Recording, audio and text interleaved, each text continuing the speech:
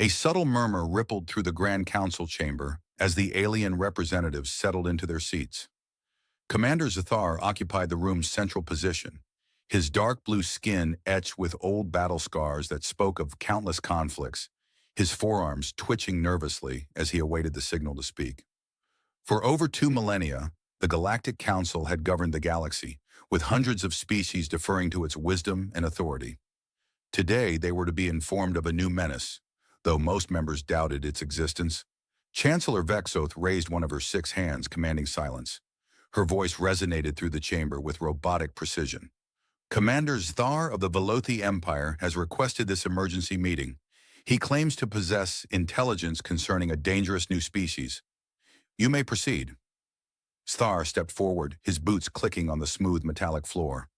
He had engaged in more battles than most beings could fathom and had witnessed the ascent and decline of civilizations.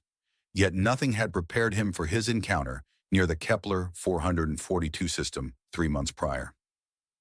Honored council members, he began, his voice unwavering despite his internal trepidation. I stand before you to issue a warning about a species that will fundamentally alter our understanding of warfare and survival. They identify themselves as humans. A few council members chittered with amusement.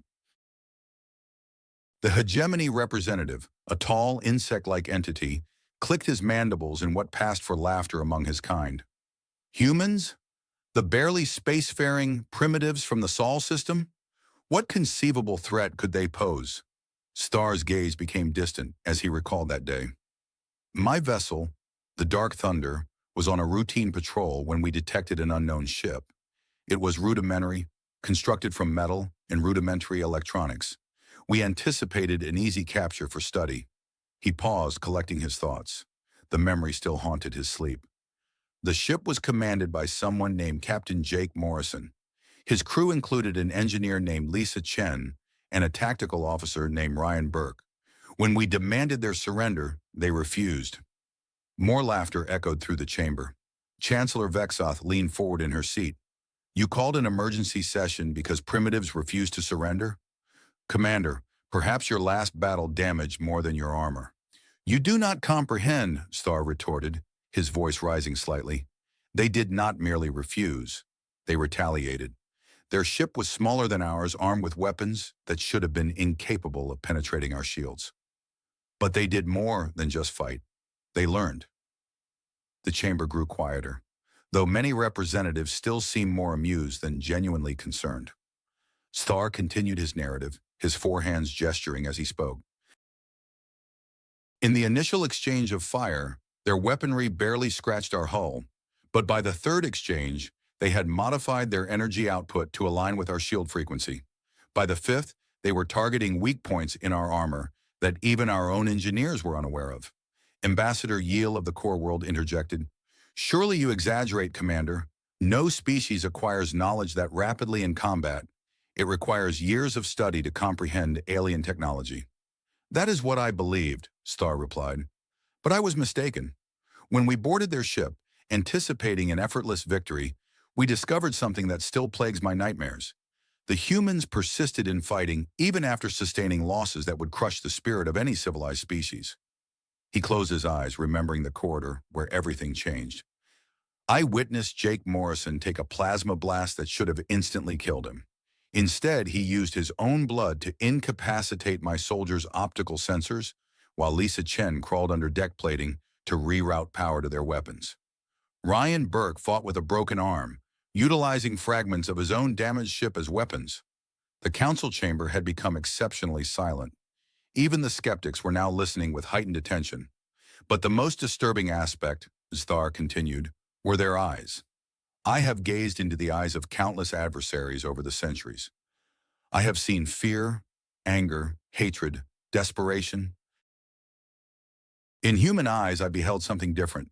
I saw them observing us, studying our movements, our fighting techniques, our demise. Even as they bled, they were learning. Chancellor Vexoth shifted uneasily in her seat. What transpired next, Commander? We retreated, Star stated simply. My ship, with superior technology and 3 times their crew, retreated from a damaged human vessel.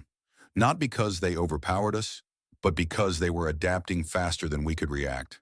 In 6 hours of combat, they progressed from barely scratching our paint to crippling our main engines. The hegemony representative rose, his insect wings buzzing with agitation.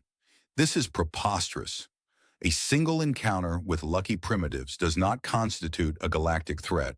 Humans possess no fleet, no advanced weaponry, no grasp of galactic politics. That is precisely what makes them perilous, Starr asserted. They are unaware that they are supposed to be inferior. They do not know they are supposed to fear us. They only know they will not surrender, and they will continue to learn until they achieve victory. Ambassador Yeel waved one of her tentacles dismissively. Commander, your service record is admirable, but this sounds like the fantasy of a being who has witnessed too much war. Humans are barely capable of consistently reaching their own moon. Their technology is centuries behind ours. Their technology, yes, Starr conceded, but their minds, their spirit, their refusal to accept defeat. These qualities cannot be measured by our standards. I have observed species with advanced technology crumble when confronted with genuine resistance. I have never encountered a species that treats insurmountable odds as merely another challenge to overcome. Chancellor Vexoth rose from her seat, signaling the conclusion of the session. Commander Zathar, we appreciate your report. However, the Council finds no credible threat from the human species. They will be contacted according to standard first contact protocols and extended client status within our protection. As the Council members began to disperse, chattering among themselves about the old warrior's peculiar fears, Starr remained standing in the center of the chamber. He had fulfilled his duty and delivered his warning. History would determine whether anyone had heeded it. The last thing he overheard as the chamber emptied was Chancellor Vexoth speaking to her aide. Schedule a diplomatic mission to Earth. These humans sound amusing. It should be entertaining to observe them attempt to comprehend genuine civilization. Starr closed his eyes and whispered a prayer to his ancestors. The galaxy was about to discover what he had learned in those 6 terrible hours near Kepler 442. There was nothing amusing about underestimating humanity. 3 months after Commander Starr's warning, a massive alien fleet appeared at the edge of Earth's solar system.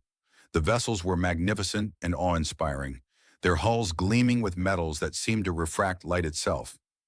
Ambassador Prime Yulnith stood on the bridge of the flagship Eternal Wisdom, observing the small blue planet expand on her screens. Such a primitive system, she remarked to her aide, a nervous young being named Kolseth. Observe their technology, chemical rockets, rudimentary satellites, crude space stations. They will be grateful for our guidance. The inaugural meeting took place on a neutral station that the aliens had constructed in Earth's orbit. It was an engineering marvel, with rooms capable of adjusting to diverse atmospheric needs and gravity systems that defied human comprehension. President Linda Carter entered the main conference room with serene confidence. She was followed by Secretary of Defense Paul Martinez, a stern man with graying hair and keen eyes. Behind them came Dr. Emma Foster, a young scientist whose eyes sparkled with curiosity, and General Marcus Stone, who scrutinized everything with the meticulous attention of a seasoned soldier. Ambassador Yulnith greeted them with what she hoped was a reassuring display. Her tentacles moved in patterns that conveyed welcome among her species, while her translator device rendered her words into flawless English. "Welcome, humans of Earth," she articulated. "I am Ambassador Prime Yulnith of the Galactic Council. We come in peace to offer you membership in our great civilization." President Carter smiled and extended her hand in the human gesture of greeting. "We are honored by your visit, Ambassador. Humanity has long pondered if we were alone in the universe. Today, we have our answer." The formal ceremonies unfolded precisely as the aliens had anticipated. The humans posed numerous questions regarding galactic technology, trade routes, and the structure of council government. Dr. Foster expressed particular interest in their power systems and faster-than-light travel. "How do your ships traverse between stars so swiftly?" she inquired, leaning forward with palpable excitement. "Our best theories suggest it should require decades to span such distances," Ambassador Yulnith explained with patient amusement, as if instructing a child. "We employ quantum displacement drives that fold space itself. The mathematics are quite complex. Perhaps in a few centuries, your species might begin to grasp the fundamentals." Dr. Foster nodded eagerly and meticulously took notes. Could you provide a simple demonstration? Even a small example would aid our learning. The alien demonstration was impressive. They illustrated how their personal devices could manipulate gravity, project solid holograms, and instantly translate languages. The humans observed with apparent wonder, asking questions that seemed to validate their primitive understanding. But Lieutenant Colonel Amy Ross, standing quietly at the rear of the room, noticed something the aliens missed. The humans were not merely inquiring about how the technology operated. They were asking about why it worked, what made it possible, and what its limitations might be. When General Stone inquired about their defensive capabilities, the aliens assumed he was concerned about Earth's safety. Likewise, when Secretary Martinez asked about resource needs, they misinterpreted it as an anxiety over tribute payments. Dr. Foster then revealed a device she called a rudimentary human invention intended to amuse her guests, but it garnered little attention from them. This simple metal box, Dr. Foster declared, could store and release energy. With a smile, she activated it, downplaying it as a mere toy compared to their advanced alien technology. For a brief instant, the energy spikes registered on the alien sensors reached levels that should have been impossible for human creations. Interesting, Colseth murmured to his superior. That reading seemed unusually high. Ambassador Yelnath waved a tentacle dismissively. Crude sensors often produce inaccurate readings. Their devices are barely more sophisticated than rubbing sticks together to start a fire. The meetings extended over several days. The humans probed every aspect: alien biology, social structures, military organization, and economic systems. They sought to understand the Council's species count, identify the strongest members, and learn how conflicts were typically resolved.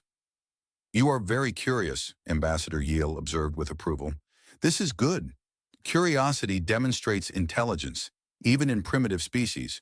You will learn much under our guidance. President Carter maintained her diplomatic smile. We believe knowledge is humanity's greatest strength. We are eager to learn from civilizations as advanced as yours. As formal negotiations concluded, the aliens presented humanity with a standard client-species agreement. This document offered protection from hostile forces in exchange for resource rights, technological restrictions, and an acknowledgement of Council authority. Take time to consider our generous offer, Ambassador Yale stated. Though I am sure you will see the wisdom in accepting our protection, the galaxy can be dangerous for species that try to advance too quickly without proper guidance. General Stone spoke for the first time in hours. How dangerous exactly? Are there threats we should know about? Nothing you need concern yourselves with, the ambassador replied. The Council maintains peace through strength. Species that accept our guidance prosper. Those that resist do not. After the aliens departed, the human delegation lingered in the conference room. Their cordial smiles vanished, replaced by solemn expressions. Well, President Carter asked quietly. Dr. Foster looked up from her notes. Their technology is impressive, but not impossible to comprehend. The underlying principles are actually simpler than they realize. They've built complexity upon elegant foundations. Secretary Martinez frowned. The agreement is essentially a surrender document. They want control of our resources, our technological progress, and our political decisions. General Stone nodded grimly. And if we refuse, they'll enforce compliance. It's a protection racket on a galactic scale. Lieutenant Colonel Ross stepped forward. There's something else. They're already watching us. I detected at least 6 different types of surveillance devices during the meetings. They're not just making an offer, they're gathering intelligence. President Carter remained silent for a long moment, gazing at the stars. How long do we have based on their dismissive attitude? Dr. Foster quickly calculated. They think we're primitives who will need months to grasp their offer. I'd guess they'll give us 6 months before they start applying pressure. Then we have 6 months to prepare, the president declared. Emma, I need you to prioritize understanding their technology. Marcus, begin working on defense plans. Paul, start quietly reaching out to our allies. Amy, keep tracking their surveillance. As the human delegation prepared to return to Earth, none of them noticed the small alien device concealed within the conference room wall. It recorded their entire conversation and transmitted it to a ship hiding behind Jupiter's largest moon. On that vessel, a junior intelligence officer named Vector reviewed the recording with increasing confusion. The humans had appeared so primitive during the formal meetings. Yet this conversation suggested something completely different. He began to report his findings to his superior, then paused. The recordings must be erroneous. Humans were barely spacefaring. They could not possibly comprehend advanced technology or plan military resistance. Vector deleted the recording and filed a standard report confirming that the humans were appropriately awed by the superior alien civilization. After all, who would believe that primitives could pose any real threat to the galactic order? Far below on Earth's surface, Dr. Emma Foster was already working through the night, her mind buzzing with possibilities as she began to unravel the secrets of alien technology. 6 months had passed since the Galactic Council's initial visit to Earth. Ambassador Yelnats sat in her opulent office aboard the Council station, reviewing the integration protocols she had prepared for humanity. The paperwork was routine: resource extraction rights, technology transfer restrictions, and military oversight agreements. She anticipated the humans would sign without significant resistance. A soft chime signaled an incoming message. Her aide, Cole Seth, appeared on the communication screen, looking anxious. "Ambassador, we have a situation," he said. "A human vessel has just arrived at the station. They are requesting immediate diplomatic meetings." Yelnath's tentacles curled with surprise. "Impossible. They do not possess the technology for such rapid travel. Our calculations showed it would take them at least 8 months to reach us using their primitive propulsion systems." The ship identifies itself as the human diplomatic vessel Independence. It appears to be awaiting permission to dock. Yelnath moved to her observation window and looked out at the human ship. It was larger than the vessels they had encountered during first contact, with sleek lines that hinted at more advanced engineering. Yet it was undeniably human technology. She could discern the crude welding marks and basic hull plating that signified primitive construction. "Very well," she said. "Grant them docking permission. Perhaps they push their engines beyond safe limits in their eagerness to accept our offer." An hour later, Captain Helen Parker entered the Council's main diplomatic chamber. She was a tall woman with short brown hair and a confident demeanor. Behind her came Security Chief Tony Walsh, a broad-shouldered man who seemed to catalog every exit and potential threat in the room. "Doctor."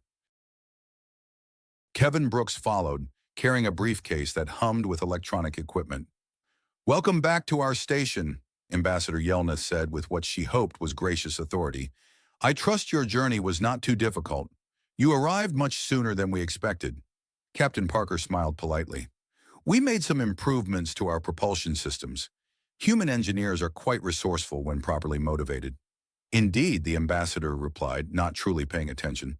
"I assume you are here to formalize your acceptance of our protection agreement. The terms are quite generous for a developing species." Dr. Brooks stepped forward and opened his briefcase, revealing a sleek data pad that appeared surprisingly advanced. "Actually, we're here to present humanity's counter-proposal." Ambassador Yelnath blinked in bewilderment. "Counter-proposal? I fear there has been some misunderstanding. The protection agreement is not a negotiation. It is an offer of membership in galactic civilization." Captain Parker's expression remained diplomatic but firm. "We appreciate the offer, Ambassador. However, humanity must respectfully decline client species status. Instead, we would like to propose a mutual defense pact between equal partners."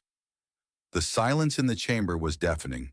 Ambassador Yelnath felt her mind struggling to process what she had just heard. Equal partners. These barely spacefaring primitives wished to be considered equals with civilizations that had governed the galaxy for millennia.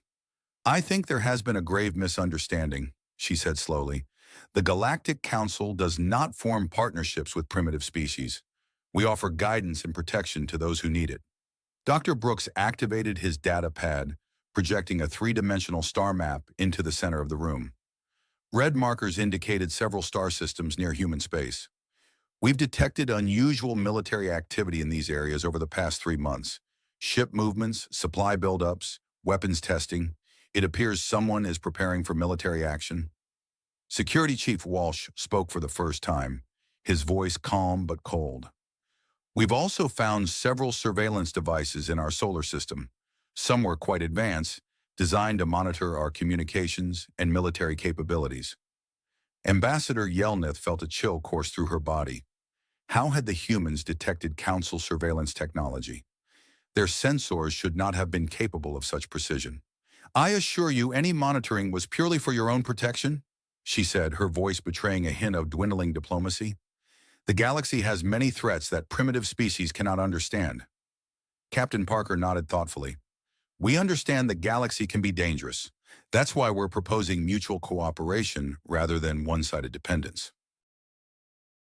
Humanity has certain unique capabilities that might benefit our potential allies." Unique capabilities? Ambassador Yelneth could not suppress her amusement. What could humanity possibly offer to advanced civilizations? Dr. Brooks touched his data pad again. The holographic display shifted to show detailed technical diagrams. "We've made some interesting discoveries while studying the technology samples you shared with us. Your quantum displacement drives, for instance, are quite elegant, but we believe we can enhance their efficiency," the presenter stated. The ambassador studying the diagrams was stunned.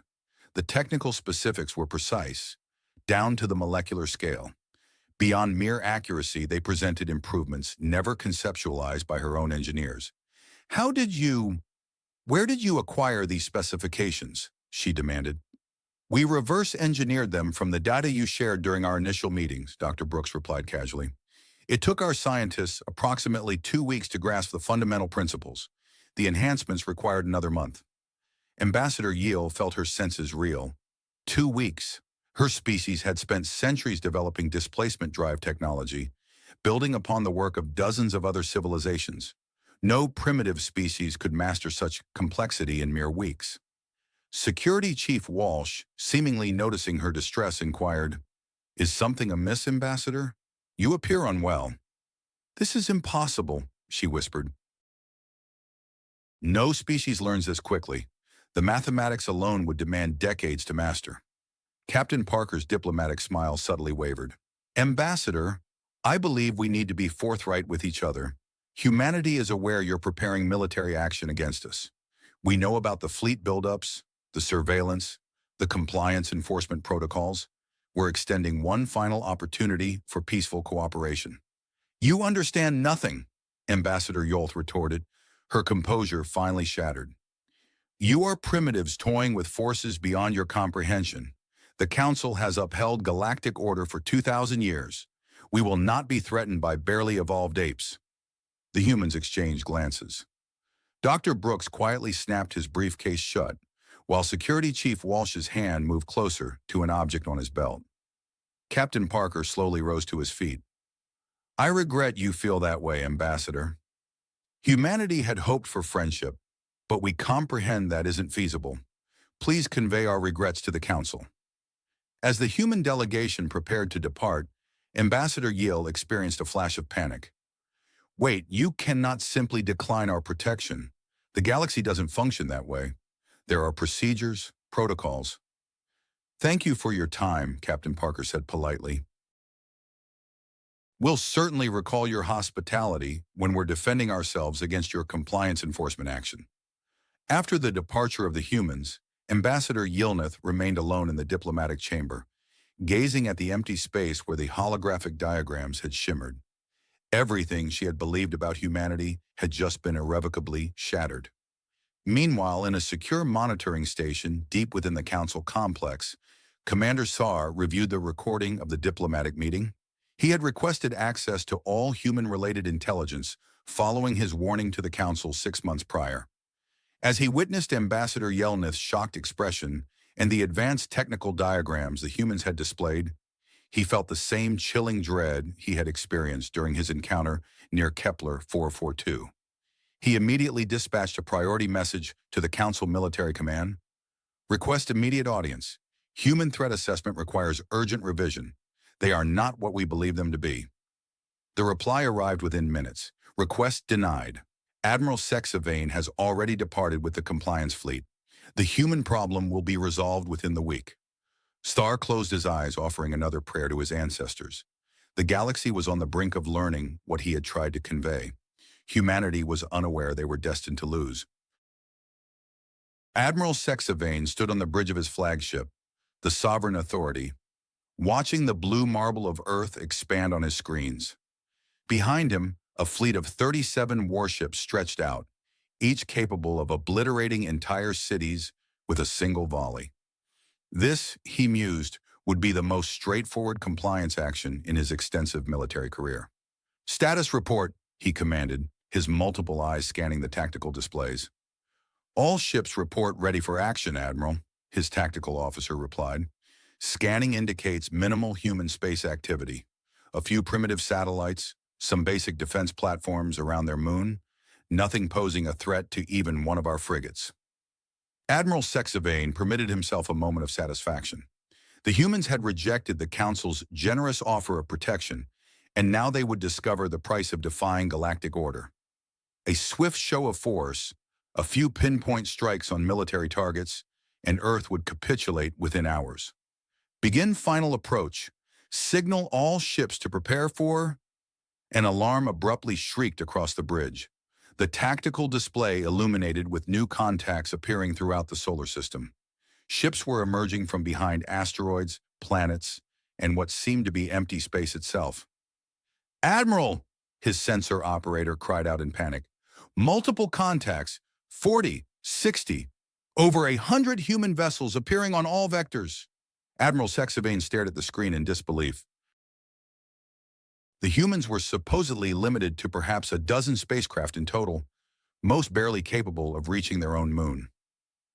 "Where did this fleet originate? Classification of enemy vessels?" he demanded. "Unknown design, sir. They appear to be—" "Wait, sir. Some of these readings are illogical. I'm detecting energy signatures that shouldn't be possible with human technology." Aboard the lead human vessel, the Defiance, Captain Nick Collins studied his own tactical display with grim satisfaction. 6 months of meticulous preparation had culminated in this moment. Every shipyard on Earth and Luna had toiled incessantly to construct vessels combining human engineering with a hard-won understanding of alien technology. "All ships, this is Collins," he broadcast on the fleet channel. "Execute Plan Alpha. Remember, they perceive us as primitives. Let's demonstrate the power of human ingenuity." Admiral Grace Taylor, commanding from Lunar Defense Station 1, observed the alien fleet initiating its attack run. Her defense platforms were concealed within what appeared to be mining equipment and civilian structures. The aliens would remain oblivious until it was too late. "Admiral Taylor, to all stations," she transmitted. "Await my signal. Allow them to approach close enough to savor victory before we reveal the truth." The initial exchange of fire seemed to corroborate Admiral Kassane's expectations. Human weapons barely grazed the advanced armor of his ships. Their tactics were rudimentary, their formations chaotic. This, he concluded, would conclude swiftly. "All ships, advance and engage," he ordered. "Target their largest vessels first. Once their military capability is broken, they will surrender." But something was amiss. The human ships that should have been incapacitated by the first volley were still fighting. More than that, their weapon fire was growing more precise with each passing minute. "Sir," his tactical officer reported with mounting alarm, "the enemy is modifying their weapons frequency in real time. They're adapting to our shields faster than our computers can compensate." Captain Collins offered a grim smile as he watched his weapons officer, Commander Beth Rogers, perform her marvels. She had commenced the battle with standard human plasma cannons, but each shot incorporated data-gathering equipment that analyzed alien shield harmonics and armor composition. "Frequency analysis complete," she reported, "uploading optimized targeting data to the fleet now." Within minutes, human weapons that had been ineffective were tearing through alien shields like paper. Admiral Sexavane watched in horror as one of his heavy cruisers, the Eternal Glory, lost its shields and sustained critical damage from what should have been primitive projectile weapons. "How are they accomplishing this?" he demanded. "No species adapts that rapidly in combat." The answer materialized from an unforeseen source. The human cargo vessel, New Horizon, which had appeared to be fleeing the battle, abruptly altered course and accelerated directly toward his flagship. Admiral Sexavane realized with dawning dread that the ship was not attempting to escape. It was attacking. Commander Beth Rogers had assumed command of the damaged freighter after her own ship was destroyed. With her engines failing and weapons offline, she made a decision that would become legendary in human military history. "All hands abandon ship," she ordered her skeleton crew. "I'm going to show these aliens what humans do when cornered." She rerouted all power to the engines, aiming her ship directly at the alien flagship. Yet this was no simple kamikaze attack. Utilizing techniques derived from studying alien technology, she overloaded the ship's reactor in a meticulously controlled cascade, transforming her vessel into a kinetic energy weapon. The New Horizon impacted the Sovereign Authority at a significant fraction of light speed. The subsequent explosion illuminated the entire solar system and utterly obliterated the flagship's forward sections. Admiral Sexavane found himself on a bridge engulfed in smoke and sparking equipment. Half his command crew lay dead or injured, and his mighty warship disintegrated around him. "Admiral," his communications officer gasped, "we're receiving a transmission from the humans." On the main screen appeared the face of a human colonel named Jack Harrison. Behind him, Admiral Sexavane could discern what appeared to be the interior of one of his own vessels. "Greetings, Admiral," Colonel Harrison said politely. "I wish to inform you that we've captured 3 of your vessels, including your command ship's sister vessel, the Divine Justice. We've also taken approximately 200 of your crew members prisoner who are being treated according to human standards for prisoners of war." Admiral Sexavane struggled to articulate through his shock and pain. "Impossible. Your species barely comprehends space travel. How could you—" Colonel Harrison's expression remained professionally neutral. "Admiral, I believe there's been a fundamental misunderstanding regarding human capabilities." "Dr. Rachel Kim, would you mind bringing our guest up to speed on the past 6 months?"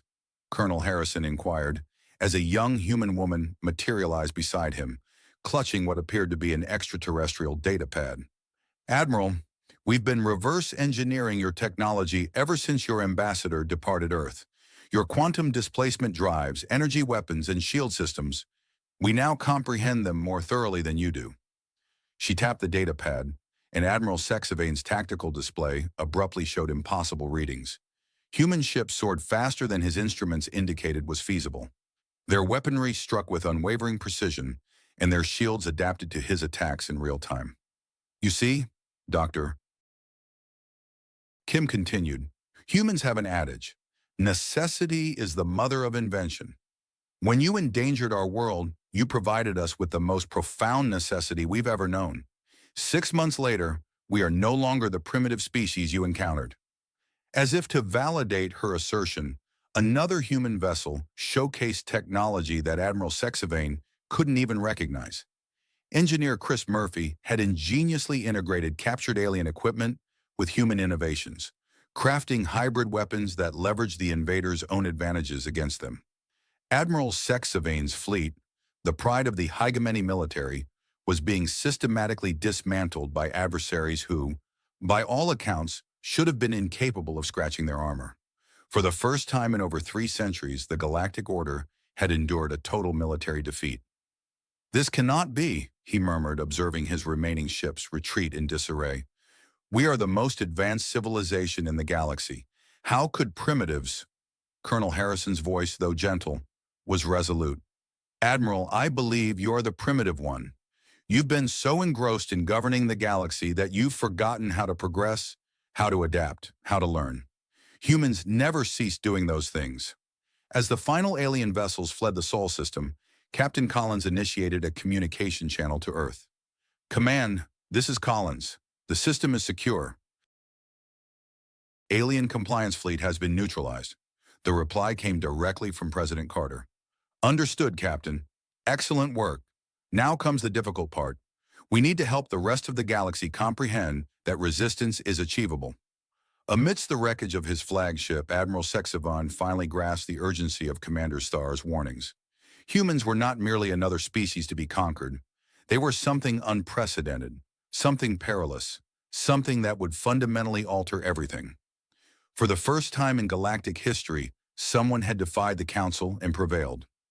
News of the Sol System victory rippled across the galaxy, faster than the speed of light itself. In the subterranean cities of Kimorian slave worlds, laborers whispered in astonishment. On the mining platforms of Zentari space, workers gazed at the stars with a feeling they hadn't experienced in generations. Hope. The impossible had occurred. Someone had vanquished the Galactic Council's military and lived to recount it. Commander Zathar stood in his private quarters aboard a purloined hegemony cruiser, watching news reports flood in from across known space. Species that had been silent for centuries were suddenly vocalizing. Rebellions were erupting on dozens of worlds. The galactic order, which had seemed eternal, was fracturing like ice in spring. He had tried to warn them. 6 months prior, he had stood before the Council and declared humans dangerous. They had scoffed at him. Now, as reports of Admiral Sexavane's shattered fleet limping back to Council space arrived, no one was laughing. A soft chime signaled an incoming message. Star activated his communication system and saw the face of Captain Danny Foster, commander of the human vessel, Freedom. Behind him stood beings from half a dozen different species, all bearing the same resolute expression. "Commander Zathar," Captain Foster said respectfully, "my name is Danny Foster of the Terran Federation. We understand you attempted to caution the Council about human capabilities. We also understand you've been assisting in coordinating resistance movements across the galaxy." Star nodded slowly. "The Council created their own adversary when they threatened your world, Captain. I have witnessed what transpires when civilizations become overly secure in their power.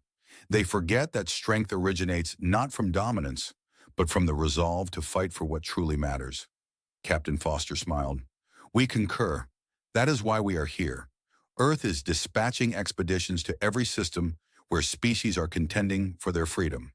We are not arriving as conquerors or new rulers. We are arriving as allies." The image expanded to reveal the bridge of Foster's ship. Humans toiled alongside Comorian, Centauri, and other species that Star identified as former Council client states. They moved with the effortless cooperation of beings who had chosen to collaborate rather than being compelled into subjugation. "How many ships?" Star inquired. 50, Captain Foster replied, "in the first wave, each one carrying provisions, weaponry, and, most crucially, proof that the Council can be defeated. We are not asking anyone to follow Earth. We are asking them to pursue their own aspirations for freedom." Back on Earth, President Linda Carter addressed a joint session of the newly formed Terran Federation Council. The chamber was filled not only with human representatives like Senator Julie Adams and General Frank Roberts, but also with beings from across the galaxy who had chosen liberty over servitude. 6 months ago, President Carter began, humanity faced a choice between capitulation and resistance. We opted for resistance, not because we desired war, but because we believed freedom was worth fighting for. Today, we extend that same choice to every sentient being in the galaxy. Dr. Alan Wu, now leading the Federation's technology sharing program, stepped forward with a presentation that would have seemed unfathomable just months earlier. "We are offering unrestricted access to the technological advancements that enabled humanity to overcome the Council fleet. We request nothing in return except the commitment to utilize these gifts for liberation, not conquest." The alien representatives listened in amazement as Dr. Wu outlined plans for quantum displacement drives, adaptive weapon systems, and shield technologies that could equalize the playing field between oppressed species and their overlords. A Comorian delegate raised one of his forearms. "Why do you share such power freely? Most species would exploit these advantages to construct their own empire." General Roberts responded with quiet conviction. "Because empires built on the suffering of others invariably collapse eventually. We would rather construct something enduring, a galaxy where every species possesses the right to determine its own destiny." The session was interrupted by an urgent communication from Admiral Stephen Clark, commanding the Federation's Deep Space Monitoring Network. His face appeared on the main screen, serious but not alarmed. "Mr. President," Admiral Clark reported, "we have a visitor requesting asylum. Commander Zeethgar of the former Empire is approaching Earth aboard a captured Council vessel. He's asking permission to defect." President Carter pondered for a moment. Commander Zathar was the one who attempted to warn the Council about us. Bring him home, Admiral.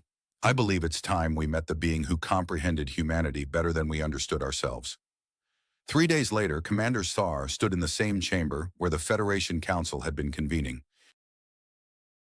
He appeared older than his years, his dark blue skin etched with countless battles and the burden of witnessing civilizations rise and fall. Director Casey Mitchell of Federation Intelligence had spent hours debriefing him, gleaning information about Council military capabilities, political structures, and the locations of species still fighting for freedom. "Commander," President Carter said, welcoming him personally, "we owe you a debt we can never repay. Your warning, even though disregarded, helped us grasp the magnitude of what we were confronting." Zathar shook his head slowly. "I warned them because I had seen what humans could achieve when cornered. But even I did not comprehend the true extent of your capabilities. You didn't merely vanquish a fleet. You vanquished an idea that had governed the galaxy for millennia." "What idea?" asked Senator Adams. "The idea that superior force equates to righteous authority," Zathar replied. "For 2,000 years, the Council maintained power because no one believed they could be defeated. You proved that belief false. Now every oppressed being in the galaxy knows that resistance is possible." Admiral Clark activated a holographic display showcasing the current state of the galaxy. Red areas signified Council-controlled space, which was daily diminishing. Blue areas depicted liberated systems where local species had overthrown Council rule.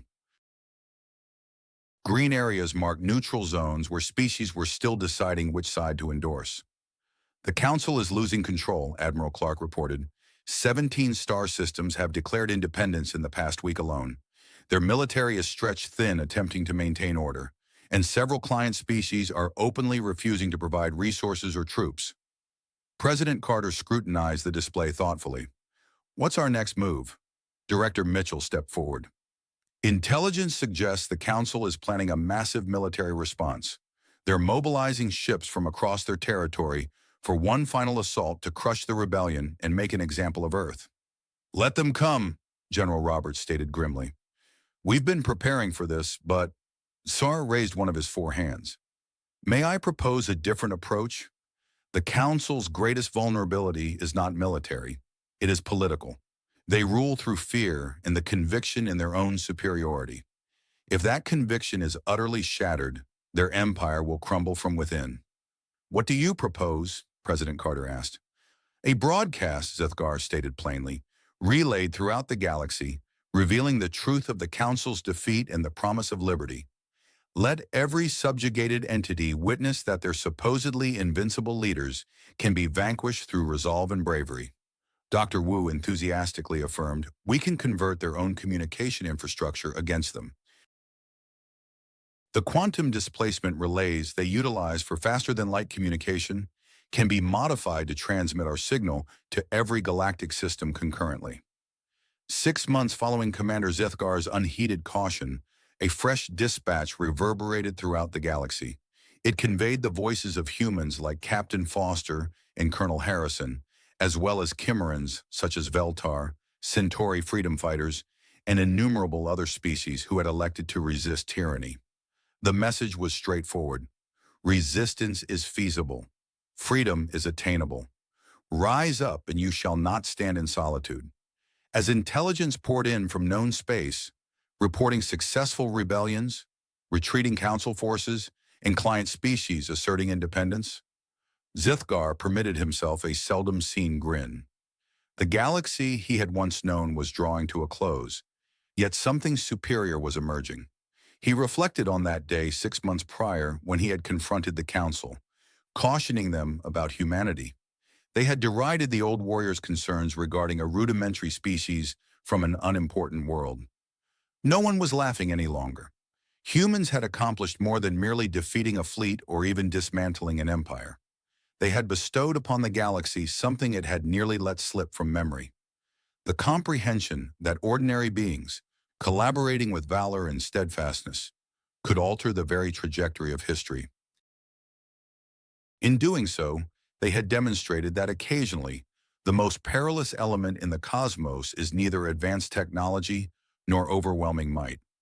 Sometimes the greatest peril lies simply in the refusal to accept that circumstances must remain unchanged. The galaxy would never regain its former state, and for the first time in centuries, that was precisely what it required: